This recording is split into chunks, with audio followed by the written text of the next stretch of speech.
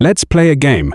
I want you to look around the room you're in right now and find something, anything, that you are 100% certain you understand.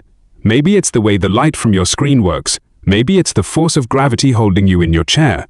Maybe it is the history of the country you live in, the inner workings of your own body, or even the convictions you hold most dear. What is right, and what is wrong? Got it? Hold that feeling of certainty in your mind. Now, what if I told you that this feeling of knowing, this bedrock of certainty on which you've built your entire view of the world, is almost certainly an illusion? That, in fact, almost everything you think you know is not a product of your own discovery, but a story you've been told. A story whispered to you by parents, teachers, books, and experts. A story you accepted not because you tested it, but because you trusted the storyteller. This is the central paradox of being human. We navigate an infinitely complex universe using a mind that relies almost entirely on second-hand information. We turn to authority, to experts, to reason itself, to build a map of reality. But here's the terrifying question that history screams at us from every page.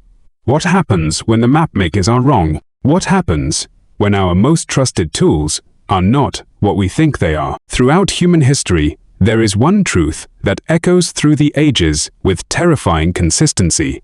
We are almost always wrong. Take a journey back in time. It is not just a timeline you are looking at. It's a graveyard. A vast cemetery, not just for people, but for ideas that were once considered undeniable, objective truth. Travel to Peru in the mid-15th century. Witness what archaeologists believe is the largest child sacrifice in history.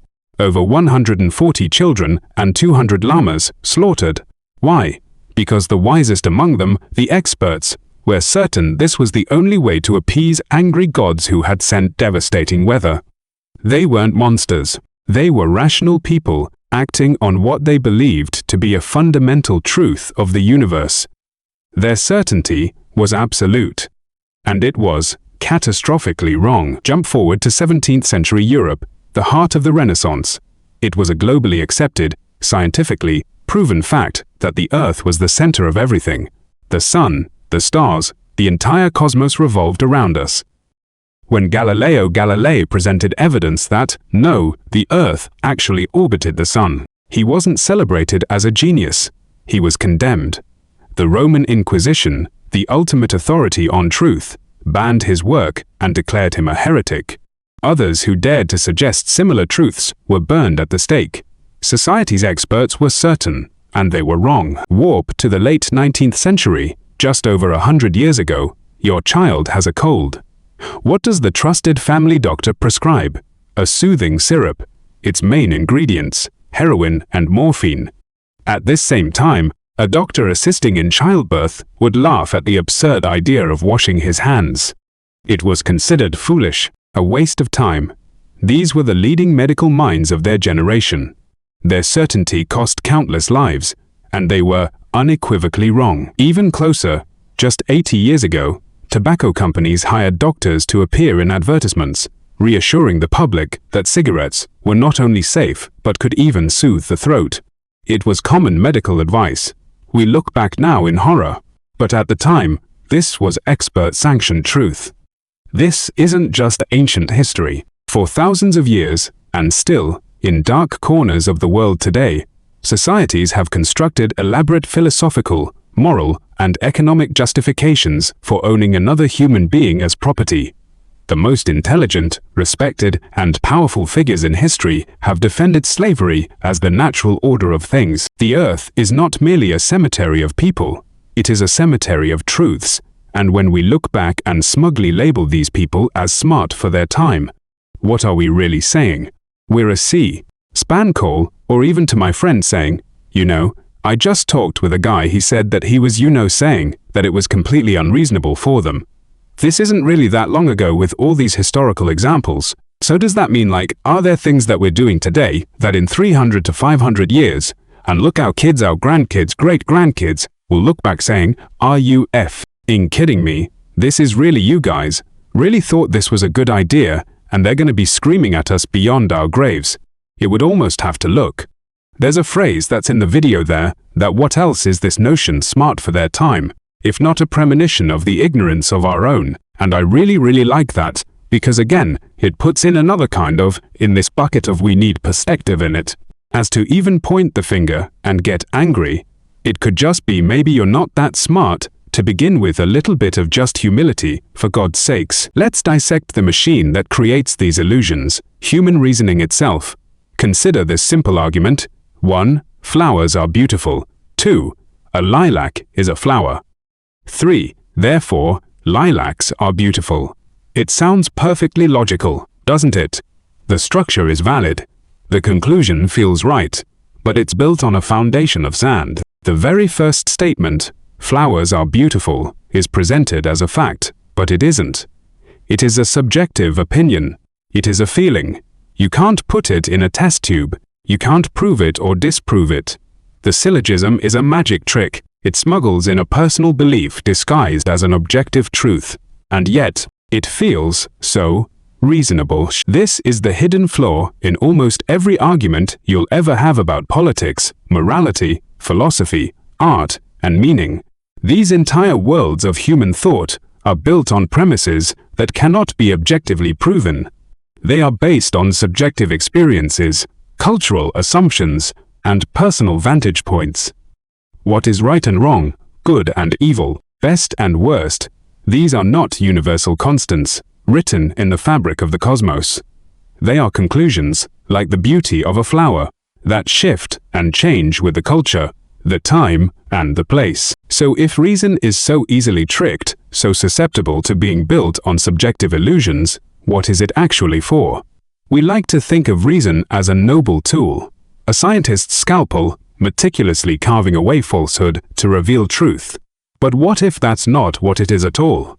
In their groundbreaking book, The Enigma of Reason, cognitive scientists Hugo Mercier and Dan Sperber drop a bombshell on this entire idea. They propose that our ability to reason did not evolve to find objective truth. It evolved to help us survive and thrive socially. Reason, in their view, is not a scalpel for finding facts. It's a public relations firm for our own intuitions. Its primary job is to provide socially acceptable explanations for what we already believe, to justify our actions, and to win arguments, thereby improving our social standing and an increasing social cohesion. Reason's goal is to make our ideas defendable, not necessarily to make them correct. Think about it. We are born into a set of circumstances we don't choose: our DNA, our parents, our culture, our moment in history. These factors build our initial worldview, the default view. From there, we go through life picking up beliefs that fit this pre-existing model. And what do we do with our powerful tool of reason? Do we use it to rigorously question these default beliefs? Rarely. Instead, we wield it like a weapon to defend the fortress of our identity.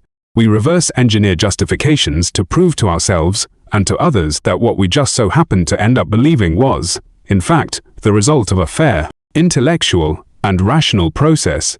We try to prove that the flowers are, in fact, objectively beautiful. This leads us to the great screaming paradox of our time.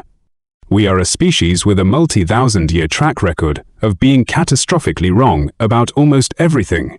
Yet we and the people we put in charge walk around with the unshakable confidence of gods. We simultaneously know that humanity is historically foolish, while trusting that we, in our tiny slice of history, have finally gotten it right. We are wielding the exact same dull, biased, socially motivated cognitive tools as our ancestors. Yet we somehow expect to achieve a different result. Why? Why do so many people act as if they have access to the ultimate answers? Why do we trust leaders who speak in absolutes in a world that is demonstrably overwhelmingly uncertain? Of course, this doesn't mean no truth exists. The scientific method is a powerful system for creating ever more accurate models of the physical world. We can build bridges that stand and send rockets to the moon. We can form shared, subjective truths, like laws and human rights, that have immense social value. Having opinions and beliefs is not the problem. Defending them is not the problem. The problem arises when we fail to build our house of belief on a foundation of deep, profound skepticism primarily skepticism of ourselves. When we listen to someone else's argument, our skepticism shields are instantly raised. We hunt for biases, faulty presumptions, and errors in logic. Yet when we examine our own beliefs, we grant ourselves a special exemption.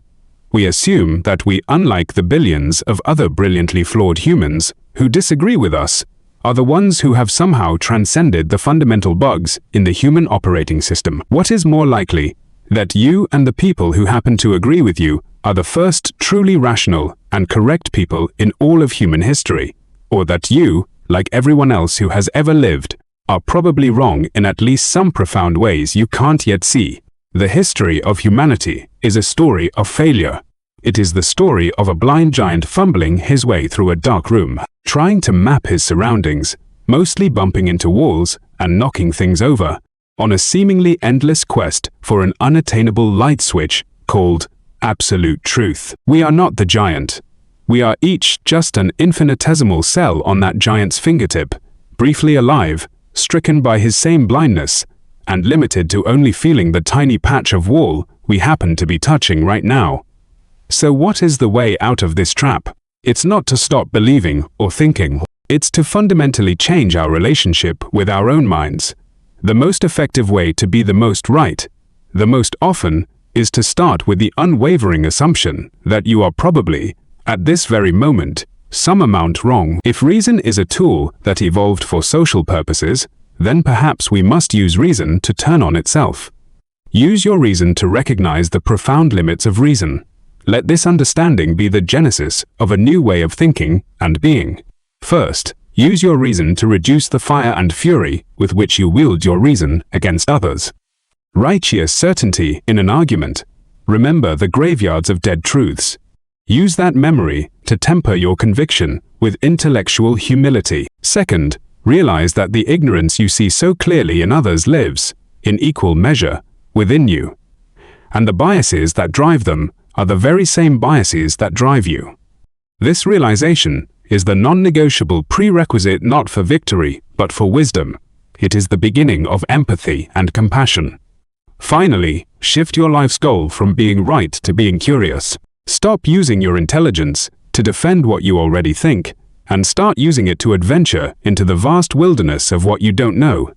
See every disagreement not as a battle to be won, but as an opportunity to discover your own blind spots, to try to be right less, and to understand more. To recognize that the awesome power of the human mind comes with an even greater responsibility, to hold our beliefs lightly, to treat others with grace, and to never, ever forget that we are the heirs to a long and distinguished legacy of being wrong.